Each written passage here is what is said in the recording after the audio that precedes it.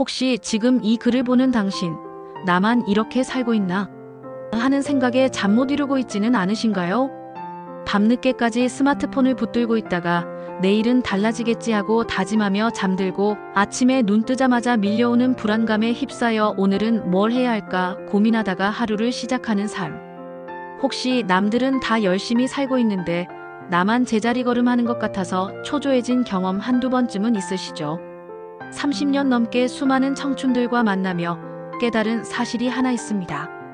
그건 바로 여러분이 겪는 고민과 불안은 결코 혼자만의 문제가 아니라는 겁니다. 동서양을 막론하고 모든 시대의 젊은이들이 겪어온 성장통과 같은 거죠. 지금 이 순간에도 수많은 젊은이들이 번아웃과 자존감이라는 거대한 파도에 휩쓸려 자신을 잃어가고 있습니다. 어떤 분은 끊임없이 자신을 채찍질하며 일하다가 몸도 마음도 지쳐버렸다고 하소연합니다. 또 어떤 분은 남들의 기준에 맞춰 살아가다 보니 정작 나 자신은 사라져버린 것 같다고 눈물을 보였습니다. 마치 열심히 달리다가 문득 뒤를 돌아보니 목적지는 보이지 않고 엉뚱한 길로 들어서 있는 것 같은 기분일 겁니다. 그런데 괜찮습니다. 아주 잠깐만 멈춰서서 지금부터 제가 드릴 이야기에 귀를 기울여 주세요. 늦지 않았습니다. 단 5분만 투자하면 됩니다. 번아웃, 대체 왜 생기는 걸까요? 그건 단순히 일이 많아서가 아닙니다. 번아웃은 우리의 몸과 마음, 영혼이 보내는 비상경고등입니다. 과도한 업무와 스트레스, 끊임없는 경쟁 속에서 우리 몸의 에너지 저장고가 바닥을 드러내면서 발생하는 현상이죠. 한때 제 상담실을 찾아왔던 30살의 젊은 회사원 지훈 씨가 그랬습니다. 지훈 씨는 명문대를 졸업하고 남들이 부러워하는 대기업에 입사했지만 늘 불안했습니다. 완벽주의 성향 때문에 작은 실수도 용납하지 못했고 주말도 반납하며 야근을 밥 먹듯이 했습니다.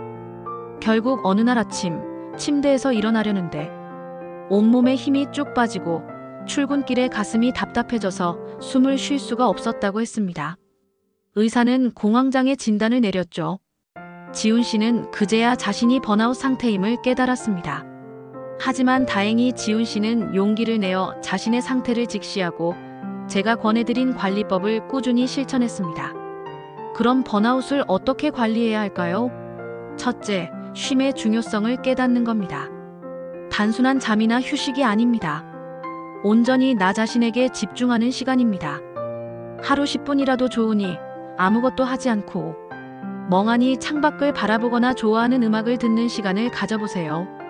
멍 때리기의 효능은 이미 과학적으로 증명되었습니다. 멍 때리기는 뇌의 특정 부위인 디폴트 모드 네트워크 DMN을 활성화시켜 창의성을 높이고 스트레스 해소에 도움을 줍니다. 둘째, 경계를 설정하는 겁니다. 일과 삶의 경계를 명확하게 나누는 연습이 필요합니다. 퇴근 후에는 업무 관련 메시지를 확인하지 않는 것부터 시작해보세요. 처음엔 불안할 수 있지만 점차 익숙해지면서 일에 대한 집착에서 벗어날 수 있습니다.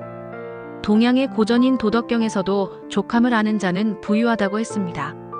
모든 것을 다 가지려 하지 말고 내가 가진 것에 만족하는 마음을 갖는 것이 중요합니다. 셋째, 완벽주의를 내려놓는 겁니다. 이만하면 됐다고 스스로에게 말해주는 연습을 해보세요. 작은 실수에도 괜찮다고 말해주는 겁니다. 이 세상에 완벽한 사람은 없습니다. 오히려 작은 불완전함이 우리를 더 인간답게 만들고 성장하게 합니다. 이러한 방법들을 꾸준히 실천하면 서서히 잃어버렸던 활력을 되찾고 삶의 균형을 찾아갈 수 있습니다. 지훈 씨는 번아웃 관리법을 통해 삶의 속도를 늦추고 자신이 좋아하는 취미 활동을 다시 시작했습니다. 그 결과 전보다 훨씬 더 건강하고 행복한 모습으로 돌아올 수 있었죠. 여러분도 할 수 있습니다. 지금 이 순간 이 영상이 당신의 삶을 변화시키는 작은 불꽃이 될 거라고 믿습니다. 다음으로 자존감에 대해 이야기해 볼까요? 자존감은 우리가 삶을 살아가는 데 있어 가장 중요한 연료와도 같습니다. 하지만 많은 젊은이들이 이 연료가 부족하다고 느낍니다. 나는 뭘 해도 안 돼. 다른 사람들은 다 잘하는데 왜 나만 이럴까 같은 부정적인 생각에 갇히는 거죠. 얼마 전 제게 상담을 요청했던 26살의 미경 씨가 그랬습니다. 미경 씨는 유년 시절부터 부모님의 높은 기대에 부응하기 위해 늘 애썼습니다. 늘 착한 아이로 살아야 한다는 강박에 시달렸죠. 사회생활을 시작하면서도 마찬가지였습니다. 늘 남들의 칭찬과 인정을 갈구했고 비판을 들으면 세상이 무너지는 것 같은 절망감을 느꼈습니다. 결국 스스로를 형편없는 사람이라고 여기게 되었고 새로운 도전을 두려워하게 되었습니다. 마치 남들이 짜놓은 프레임 안에 갇혀서 그 프레임을 벗어나면 큰일 날 것 같은 기분이었을 겁니다. 그렇다면 어떻게 자존감을 회복할 수 있을까요? 첫째, 자기 비판의 목소리를 멈추는 겁니다. 우리는 스스로에게 가장 가혹한 비판자입니다. 넌 그것밖에 안 되라고 말하는 내 안의 목소리에 귀를 기울이지 마세요. 대신 괜찮아, 그럴 수도 있지라고 말해주는 연습을 해보세요.